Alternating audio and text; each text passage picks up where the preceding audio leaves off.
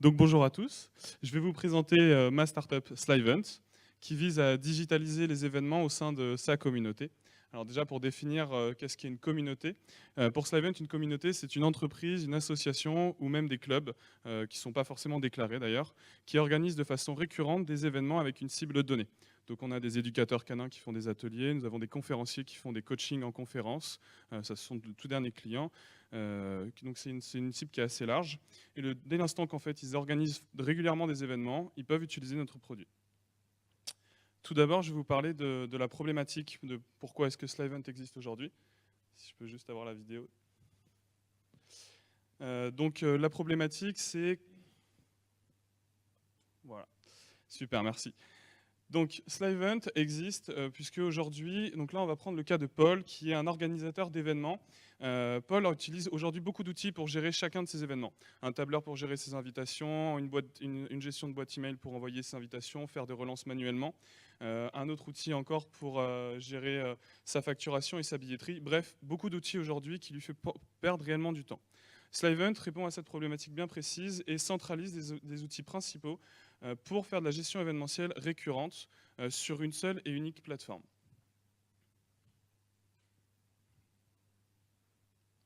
Je vais vous présenter sous 3 axes le produit. Donc le premier axe, si on peut repasser sur les slides s'il vous plaît. On va y arriver. Le premier axe, c'est un axe de communication. L'idée, c'est qu'à chaque création d'événement, l'organisateur va pouvoir créer son programme de communication par mail et sur les réseaux sociaux, en liant sa page Facebook, son compte Twitter et sa page LinkedIn s'il le souhaite, à son groupe Slivent. L'idée est de pouvoir créer dans le temps, 2 mois avant, 1 mois avant, des posts qui vont permettre d'inviter les gens, relancer les gens. Une fois que la digitalisation de son événement et de sa communication est finie, il peut s'occuper à son événement en réel. Le deuxième axe de Slivent, c'est de mettre à disposition directement sur le produit une billetterie pour des événements gratuits ou pour des événements payants. La billetterie va servir après à envoyer des invitations avec un code sur l'invitation qui pourra être scanné par les organisateurs eux-mêmes à l'entrée de leur événement. Et notre troisième axe, puisque je vous ai parlé de communauté au début de ma présentation, c'est de pouvoir avoir une plateforme d'échange. Donc de mettre en avant son groupe, de mettre en avant ses événements et de pouvoir discuter avec les participants et de pouvoir récolter également les photos à travers un album partagé. L'idée est que l'organisateur va pouvoir récolter les photos de l'ensemble des participants pris avec leur téléphone, tablette ou appareil photo et de les réutiliser pour faire de la communication sur les futurs événements du groupe. Aujourd'hui, Slivent, c'est une application mobile sur Android et sur iOS qui permet aux participants de consulter l'ensemble des groupes que nous avons et les événements, de pouvoir aussi voir tout le flux qui se passe, donc photos, commentaires, nouvel événement. C'est également une application web. L'application web, elle est orientée plutôt pour les organisateurs, mais dispose de toutes les fonctionnalités présentes sur l'application mobile, donc pour gérer sa communauté, créer ses événements, etc. Pour en venir un petit peu sur les études qui nous amenaient à Slivent aujourd'hui, on a 2 cibles. Notre cible principale qui est donc les organisateurs. Les organisateurs, donc, ce sont eux qui vont inviter notre cible secondaire, les participants. Et le but de la plateforme, c'est d'avoir un cercle virtueux, puisque les organisateurs, par exemple, je vous ai parlé d'un conférencier qui coach des conférenciers, invite des personnes qui sont susceptibles demain d'organiser des événements à travers l'outil. Au niveau de la tendance, Slivent surfe sur le digital. Donc, on optimise les processus de gestion et de communication pour des événements. Le but, c'est de faire gagner du temps à nos organisateurs et gagner surtout un maximum de participation. Et donc, ça permet d'accroître le taux de participation puisque la communication se veut accrue. Pour vous donner quelques chiffres, sur les 7 derniers mois, on a entre 10 et 15% d'organisateurs qui utilisent ce type de plateforme en plus par rapport aux plateformes que je vais vous parler qui sont aujourd'hui des concurrents. Et toutes les études de l'ordre mondial nous montrent qu'aujourd'hui, 40% uniquement des entreprises ont recours au digital, 60% en 2020, donc ce qui montre qu'on est sur un marché qui est vraiment très croissant et qu'on est pile dans le bon moment pour lancer un outil de ce type. Pour vous parler un petit peu de la taille du marché, je vais vous parler de nos 2 branches concurrentielles, puisque le marché de l'événementiel est très vaste. Les communautés, il y en a partout. Je vous ai donné des cibles qui sont déjà assez larges pour nous. Donc au niveau de la billetterie, c'est 130 millions de billets vendus par an aujourd'hui. Ça ne cesse que d'accroître, parce que sur les 6 derniers mois, ces statistiques, c'est plus 12% juste sur cette partie-là. Et sur la gestion de communautés comme Meetup, par exemple, c'est 5000 groupes en France, 180 000 dans le monde. À savoir que les premiers clients qu'on a arrivent de Meetup, puisqu'ils trouvent que l'outil Meetup n'évolue pas depuis à peu près 5 ans et qu'on propose des solutions beaucoup plus digitales. La fête des voisins au travail, c'est aujourd'hui des statistiques qui sont propres à nous. C'est notre premier gros partenariat. La fête des voisins au travail, c'est une association qui organise tous les ans un événement pour favoriser les rencontres entre entreprises. Donc une entreprise donnée invite les entreprises autour d'elle. C'est 500 000 participants et 15 000 organisateurs. L'année dernière, la fête des voisins a recueilli 600 inscriptions sur son site. Grâce à Sliven, cette année, c'est 1500. C'est 1500 contacts que nous avons. Nous avons commercialisé le produit il y a un mois. À nous de convertir maintenant ces 1500 entreprises qui organisent des événements. Pour terminer sur la partie concurrence, pour nous placer un petit peu dans le spectre, aujourd'hui Sliven c'est un produit qui se veut beaucoup moins cher que les concurrents. Je vais vous l'expliquer sur la slide d'après. Et surtout beaucoup plus digital. Je vous ai parlé de 3 axes. L'ensemble des concurrents qui sont présents sur ce spectre ne disposent que 1 à 2 axes. Et souvent, le deuxième axe n'est pas complet comme nous le proposons. D'un point de vue business model, la plateforme est complètement gratuite. On prend des commissions uniquement sur les billets et c'est volontairement que pour des événements gratuits, la plateforme est elle-même gratuite. L'idée est de permettre d'avoir un marketing qui soit puissant sur le cycle que je vous ai expliqué. Des événements, des associations gratuites invitent des personnes qui potentiellement feront des événements payants demain. Et pour rentabiliser cette partie gratuite, d'ici la fin de l'année, nous mettrons un système de donation pour que les participants qui participent à des événements gratuits puissent donner directement à leurs organisateurs. Et bien sûr, la plateforme prendra une commission sur ces dons. Pour vous expliquer d'où est-ce qu'on vient, nous, Sliven, c'est un projet qui date de 2 ans maintenant. La société a été immatriculée l'année dernière, en décembre. Février, première victoire pour nous, on gagne un premier concours, Salon French Tech, qui est spécialisé dans l'innovation événementielle, pour ceux qui connaissent. Et nous avons la région du 92 qui nous soutient avec une première subvention et un prêt d'honneur. Tout ça nous a permis d'avoir des contacts et d'aller chercher justement la fête des voisins au travail, que je vous ai parlé.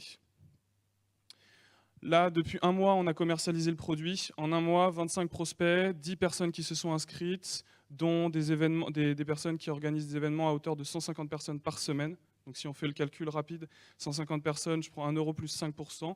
On est à peu près sur 7 personnes en tout cas, à 1 500 € de recettes par mois. Et c'est un seul client. L'idée pour nous, c'est de pouvoir avoir un peu plus de fonds pour recruter à partir de janvier, février. Et de continuer sur cette volée jusqu'à 250 groupes d'ici décembre 2018 et attaquer le marché européen. Je vais en terminer sur ma présentation avec les valeurs du produit.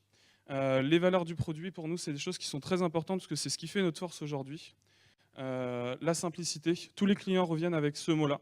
Et c'est pour nous quelque chose de très important. Des néophytes qui ne font pas de communication et qui organisent des événements grâce à nous peuvent comprendre comment est-ce que ça fonctionne et surtout l'automatiser très simplement. Ça leur permet bien sûr de gagner du temps, on est dans du digital. Et comme je vous en parle depuis le début, on permet à nos clients d'avoir une communication beaucoup plus efficace. Tout ça ne serait rien sans l'équipe, bien entendu. Je ne me suis pas présenté, donc Adrien Morin, CEO, fondateur. Aujourd'hui, je gère tout l'aspect commercialisation et marketing du produit. Je suis aidé par mon cofondateur Karl, qui a développé une des 2 applications et la plateforme web et le back-end surtout, donc le gros du travail. On a une designeuse qui nous suit depuis le tout début et un développeur mobile qui nous aide sur les aspects et sur les compétences qui nous manquent en freelance sur cet aspect-là. Et depuis un mois, on est rejoint par 2 personnes, donc Hervé et Laurent, qui nous aident sur les aspects finance de l'entreprise et comment est-ce qu'aller dans le bon sens par rapport à notre startup, pour la partie de Laurent. Voilà un petit peu aussi tout ce qu'on a fait. Donc la fête des voisins au travail, je vous en ai longuement parlé. Haute-Seine Initiative, c'est notre le prêt d'honneur. On est également labellisé Jeff. La French Commitech, c'est le premier concours que l'on a gagné. Personnellement, je suis étudiant entrepreneur et lauréat du prix Pépite de cette année. Ils viennent de donner une semaine, il y a eu la cérémonie de remise de prix, je vais y arriver. Et j'en terminerai là. J'espère que je vous aurai convaincu qu'on est sur un projet qui est vraiment porteur sur le marché sur lequel on est. Et qu'aujourd'hui, ce concours pour nous serait une réelle opportunité de pouvoir aller sur une zone que l'on ne connaît pas vraiment, Bordeaux et les environs. Surtout que moi, ça m'attache beaucoup puisque c'est un objectif de vie de venir déménager ici. Je suis un faux parisien, je veux partir. Merci beaucoup. Merci. La première question. Sur la partie... Oui, Pascal Laperche. Oui, alors rebonjour, Pascal Laperche, vice-président de Val-de-Garonne Agglomération. Donc très bien pour votre présentation, merci, bravo pour vos succès. Quel lien vous voyez aujourd'hui entre le développement de votre entreprise, de votre start-up et notre territoire, notamment par rapport à nos préoccupations qui sont de développer la partie économique, comment vous imaginez une collaboration, une installation, une succursale, je ne sais pas, voilà. Bon, c'est des questions, le lien entre vous et notre territoire. Merci. Alors, je vous en ai parlé déjà, j'ai une accroche personnelle. Ça fait plusieurs années que je viens passer toutes mes vacances ici. Donc déjà, il y a ça, il y a un projet de vie personnel. Donc c'est pour ça que j'ai sauté sur l'occasion du concours. Et deuxièmement, pour moi aujourd'hui, clairement, la priorité, c'est Slivent. Donc si je dois déménager demain, la priorité, c'est Slivent. Donc si je dois déménager demain parce que le territoire m'offre beaucoup plus de clients et de perspectives d'avenir pour la société, il n'y a aucun problème, je le ferai. D'autant plus que je vous ai parlé que j'avais envie. L'idée pour nous, c'est de se dire que d'avoir une aide d'une région qui veut vraiment booster son territoire. L'événementiel, je pense que c'est quelque chose qui nous parle à tous et qui fait qu'aujourd'hui les territoires rayonnent à travers la France. Et donc je pense que notre plateforme peut aider justement toutes les petites associations qui souhaitent faire parler d'eux, qui aujourd'hui n'ont pas les moyens, soit financiers, soit techniques, à réaliser et concrétiser ce qu'ils souhaitent faire.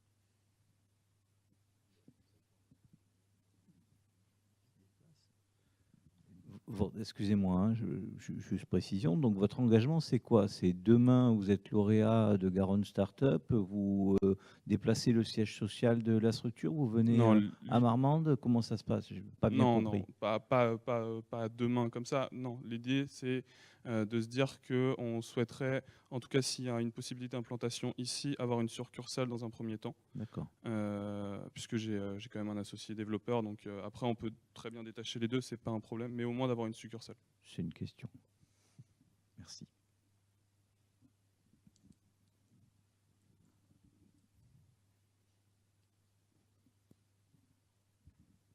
Bonjour. Est-ce que vous pouvez nous rappeler quelle est votre stratégie commerciale, comment vous comptez vous implanter sur ce vaste marché de l'événementiel qui est très pluriel?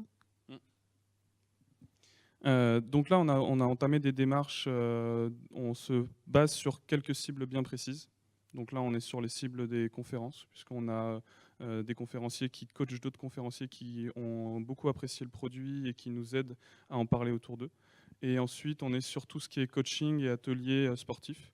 Donc pour le moment, on est en train de contacter toute la zone parisienne et on élargira assez vite en Île-de-France. Donc on ne se restreint pas à aller contacter des personnes qui utilisent aujourd'hui nos concurrents, donc Meetup et WizEvent, sur les derniers en tout cas que j'ai eu par rapport aux clients. Et l'idée, c'est d'aller attaquer ces cibles, d'avoir de rebondir sur les premiers utilisateurs pour vraiment aller chercher l'ensemble de la cible et d'aller attaquer d'autres cibles derrière.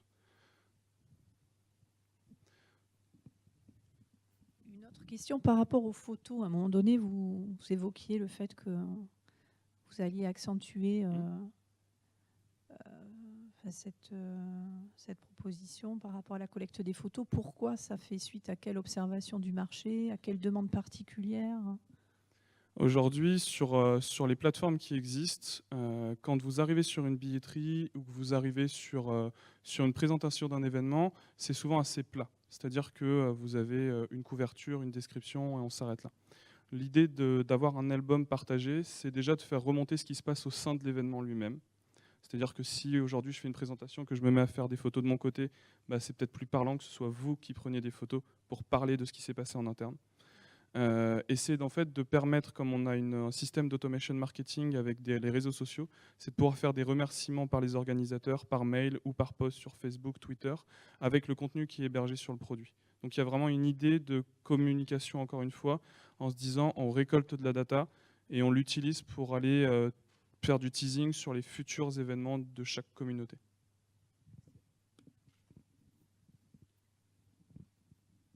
Autre question, Antoine. Oui, J'ai à la fois une question et à la fois une remarque, c'est que en fait j'ai quand même du mal à bien comprendre en fait quel est le parcours utilisateur là-dessus. C'est-à-dire que par exemple vous avez parlé de la fête des voisins, avec fondamentalement je me dis vous parlez beaucoup de la simplification hein, des démarches.